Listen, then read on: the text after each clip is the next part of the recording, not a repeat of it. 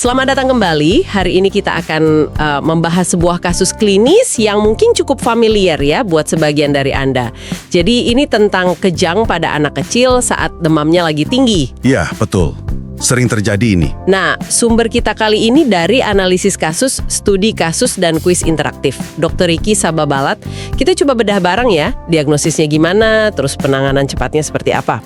Oke, jadi kasusnya begini nih. Ada bayi usianya 17 bulan, beratnya sekitar 11 kilogram. Nah, tiba-tiba dia kejang. Kejangnya itu kelojotan gitu, seluruh tubuh. Dan durasinya kurang lebih 4 menit. 4 menit ya? Iya, dan ini kejadian pertama kali buat dia. Pemicunya ternyata demam tinggi sampai 39,3 derajat Celcius. Wow, tinggi itu. Betul. Dan sebelumnya, udah 2 harian ini si anak ada gejala batuk, pilek, ya ISPA gitulah.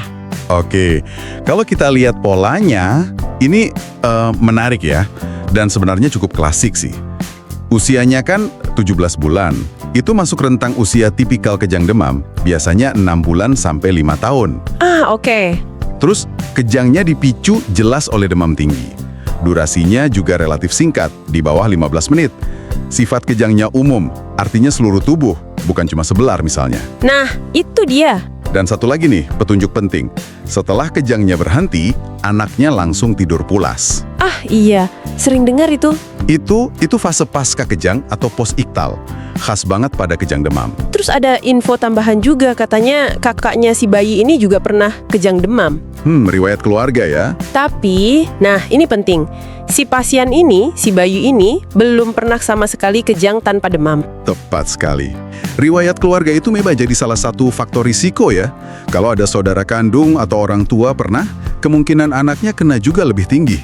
Oke. Tapi, tidak adanya riwayat kejang tanpa demam pada pasien ini, itu justru membantu kita menyingkirkan kemungkinan lain, misalnya epilepsi. Jadi pembedanya di situ ya, kejangnya harus pas demam aja. Untuk kejang demam, iya, pemicunya demam. Oke. Nah, kalau kita rangkai semua nih petunjuknya, usia anak, pemicunya demam tinggi, jenis kejangnya umum dan singkat, ada riwayat keluarga, tapi nggak ada riwayat kejang tanpa demam, terus kondisi setelah kejangnya tidur pulas, ini kayaknya diagnosisnya udah cukup mengarah ya? Betul sekali. Dengan semua data ini, diagnosis kerja yang paling mungkin itu adalah kejang demam sederhana atau KDS. KDS, oke. Kenapa disebut sederhana? Nah, sederhana ini ada kriterianya. Durasinya harus kurang dari 15 menit. Terus, dalam 24 jam, pas demam itu, kejangnya cuma terjadi sekali, nggak berulang-ulang. Dan bentuk kejangnya umum, seluruh tubuh tadi. Kalau memenuhi semua itu, masuknya KDS. Ini jenis yang paling umum kok. Tapi dengar kata kejang aja udah bikin panik ya, apalagi kalau lihat anak sendiri. Jadi sederhana ini maksudnya gimana? Nggak bahaya gitu? Pertanyaan bagus. Gini, sederhana itu bukan berarti nggak serius atau nggak bikin takut pas kejadian ya. Jelas bikin panik. Tapi lebih ke prognosisnya, dampak jangka panjangnya. KDS itu umumnya dianggap jinak. Jinak maksudnya? Artinya, risikonya sangat kecil untuk menyebabkan kerusakan otak permanen atau jadi epilepsi nantinya. Beda sama jenis kejang yang lebih kompleks atau kejang tanpa demam. Tapi tetap, pas kejadian, ia harus ditangani cepat. Dan ini sesuai SKDI ya, Standar Kompetensi Dokter Umum di Indonesia. Level 4. Artinya, dokter umum harusnya bisa mendiagnosis dan menangani awal. Oke, jadi diagnosis KDS paling pas untuk kasus ini. Sekarang pertanyaan yang paling praktis nih buat orang tua atau pengasuh di rumah. Kalau amit-amit ya, kejadian lagi kejang begini di rumah, apa tindakan pertama yang paling cepat dan tepat yang bisa dilakukan? Nah, ini krusial banget. Untuk menghentikan kejang akut di luar rumah sakit atau klinik, tata laksana lini pertamanya itu pemberian obat anti kejang. Untuk anak ini, pilihannya adalah diazepam rektal. Diazepam rektal itu yang dimasukkan lewat anus ya? Betul sekali. Kenapa rektal? Karena penyerapannya lewat dinding rektum itu cepat banget, hampir secepat suntikan. Oh gitu. Dan jauh lebih praktis kan dilakukan orang tua di rumah daripada misalnya mencoba kasih obat minum ke anak yang lagi kejang atau cari-cari pembuluh darah buat nyuntik. Iya juga ya. Terus dosisnya gimana? Sama semua? Enggak sama. Harus disesuaikan sama berat badan anak. Ini penting untuk keamanan dan biar efektif juga. Untuk pasien kita ini kan beratnya 11 kilo ya. Dosis diazepam rektal yang pas itu 10 mg. 10 mg untuk 11 kilo. Oke. Ya, dan penting banget pakai dosis yang memang sudah diresepkan dokter sebelumnya ya, berdasarkan berat badan anak saat itu.